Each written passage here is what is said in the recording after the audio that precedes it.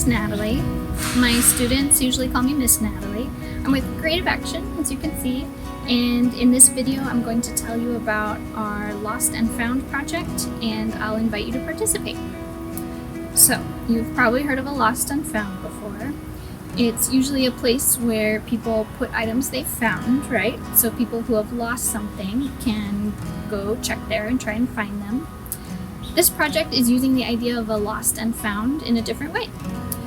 So people use the word lost when they're talking about something they're looking for that they can't find, of course. Or also, sometimes we use that word when we're just talking about something that we don't have anymore. For example, sometimes people lose a book, lose a jacket, but sometimes we use the word lost to talk about other things too, like things we hoped we would be able to do that we weren't able to do, like maybe an event you were looking forward to that got canceled. Sometimes people also use the word lost to talk about living things, animals, or people that have died, like maybe a tree or a pet or even a person we knew. For the found part, people use the word found after they find something, of course, like maybe a $20 bill on the ground if you're lucky. But sometimes people also use the word found to mean something they found out, something they learned, or something that surprised them. So today, we're going to invite you to participate in an art project where we think about things we've lost and things we've found. Could be actual objects we've lost and found, or other things like feelings, experiences, lessons learned. Sometimes thinking about what we've lost can be hard, it can be sad, and even thinking about what we've found can be hard if it was something we didn't really want to find out or something that was hard to learn. So before we keep going, let's take a minute to do just a couple of things that can sometimes help when things are tough. So first, I invite you to try clenching one hand really, really tight into a fist like this. Squeeze, squeeze, squeeze. Then let it go. Shake it out. You can try the same thing on the other side. Squeeze, squeeze, squeeze. And let it go. Shake it out. You can try the same thing with your foot, which might be kind of hard to do depending on what kind of shoes you're wearing, but you can go ahead and give it a try. Squeeze your toes in. Squeeze, squeeze, squeeze. And let it go. Shake it out. And you can try the other foot. Toes curled up, squeeze, squeeze, squeeze, and let it go, shake it out. And now you can try that basic idea again, but with your whole body. So, everything tense, squeeze, squeeze, squeeze, and let it go, shake it out. All right, hopefully that helped get some tension out of your body if you had any in there. And now I'll invite you to do just one more thing, to take a few slow, deep breaths. You can close your eyes for this part if you want to, but you do not have to. And when we get to the part where I invite you to take a breath in, please try sending the breath way down low to your stomach. And you can even put your hand right underneath your belly button like I am, so you can feel if the breath is getting down that far. So don't do it like this. See how my chest was moving up and down and it kind of sounded like hyperventilating? Not that.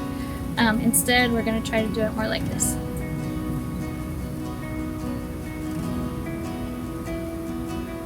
And you can see my chest does still move a little bit. That's fine. It doesn't have to be perfectly frozen, but just we want most of the breath or more of the breath coming here, not all up here.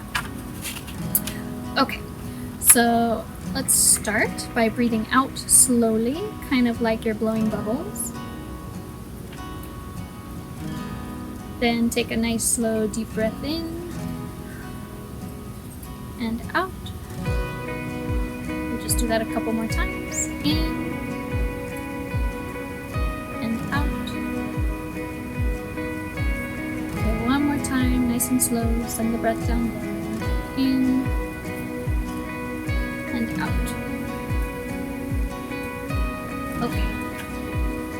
So hopefully now we feel nice and centered, nice and grounded to do some deep thinking, deep reflection. And before I tell you about the Lost and Found project that we're doing at your school, I first wanted to share a little bit about a project that inspired us at Creative Action and actually inspired this project.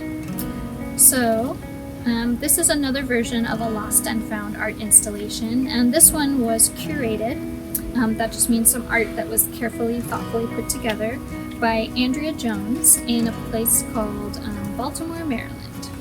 And their project looks a bit different from what we're going to do. You'll see the first part I'm showing you is pretty different from our Creative Action version of Lost and Found that'll be at your school, and then the second part is more similar. So here's the first part, the one that was a little different. The curator asked some artists to create small works of art showing what they lost and what they found since the coronavirus that causes COVID-19 came to their community. So here are some close-ups of a couple of pieces that the artists made. Cecily Habamana made this piece. She is the co-owner of a business called So Creative Lounge, which is in a building behind this fence where the installation is. It's a place where people used to come to sew and make things together. She says that once the pandemic started, they had to close, and they still don't have everyone who used to go there coming back yet. She said what we lost was connection. Connection between our students, connection between the work that we did together. She made this piece with fabric and a sewing machine to show the kinds of things her community used to do together, and also with strands of pearls all separate from each other because that's how she felt her community became, all separate from each other. Here's another piece. This one was created by Alicia Tarr.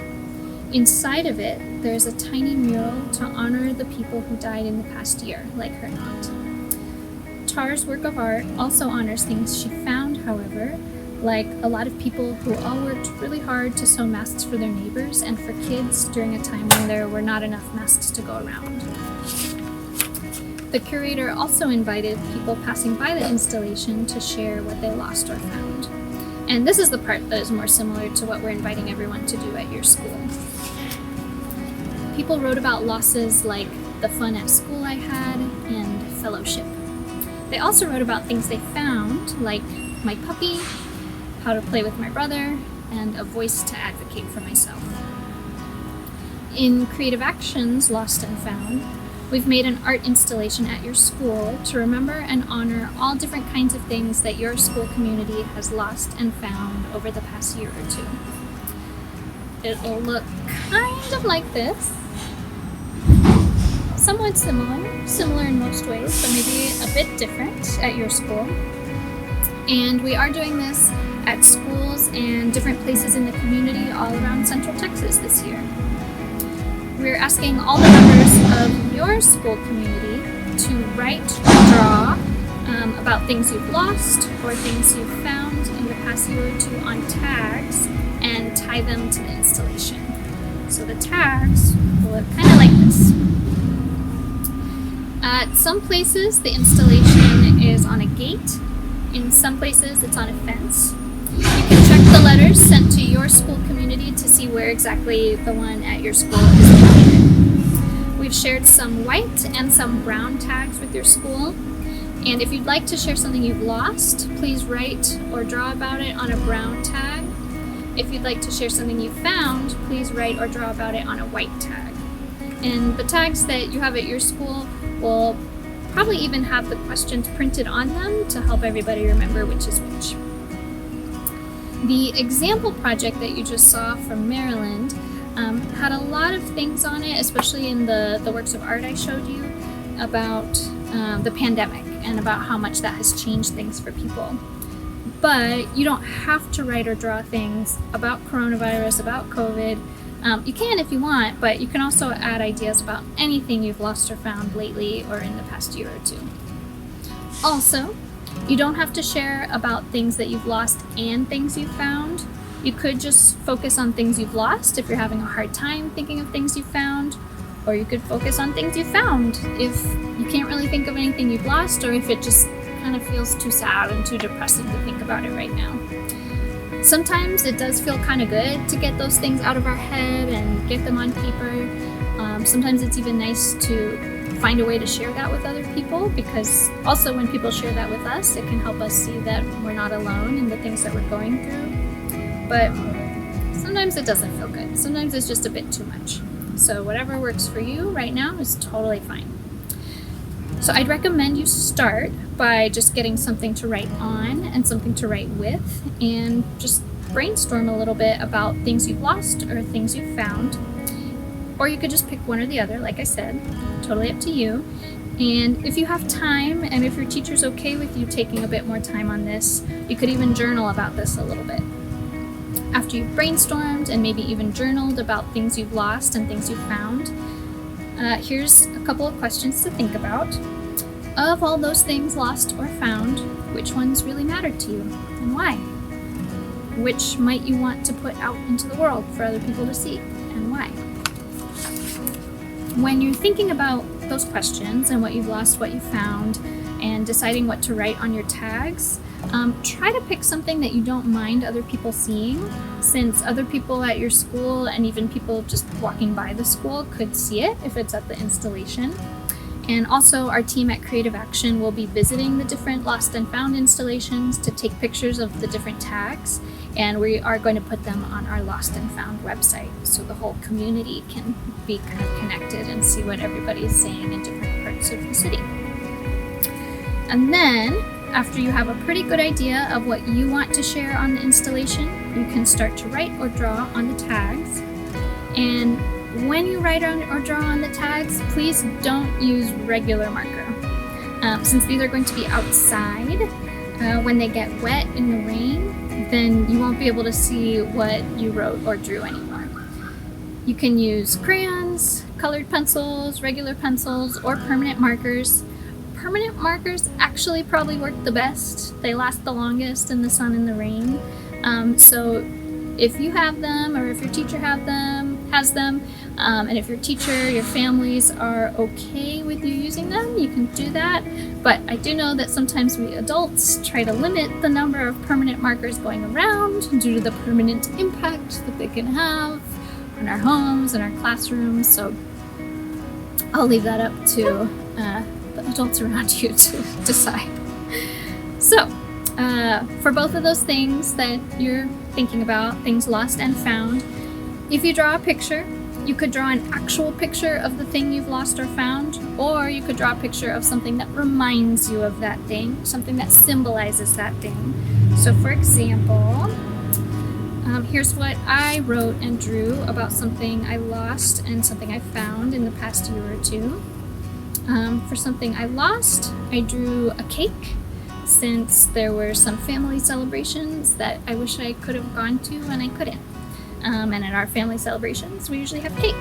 So I wrote about that on one side, drew it on the other. And for what I found, something I found this year, is that I really love riding my bike. It makes my heart happy. So I wrote about that, and I thought drawing a bike would be a little hard for me. So instead of drawing an actual bike or me on a bike, which would be even harder for me, I just drew some little lines to show the wind, because that's what I feel when I'm on my bike and I'm going fast, is the wind. And I drew a heart because, of course, like I said, riding on my bike makes my heart happy. Alright, so when you're done, you can check with your teacher to find out what they want you to do with what you've made. Some teachers might want you to add your tags to the Lost and Found installation yourself, maybe before or after school or on a weekend. And some teachers might want to take your class outside and have your whole class add the tags to the installation all together, maybe during class time. Other teachers might want to collect the tags and then they'll add them themselves at a later time. So it just depends on whatever your teacher thinks will work best for your class. All right, that's about it. Thank you so much for participating in this project. We are really looking forward to learning more about what young people all around Central Texas have to say about what you've lost and about what you've found. We think it's going to be really powerful, really important to see which things are the same, which things are different. I think it'll help let people know they're not alone in this time.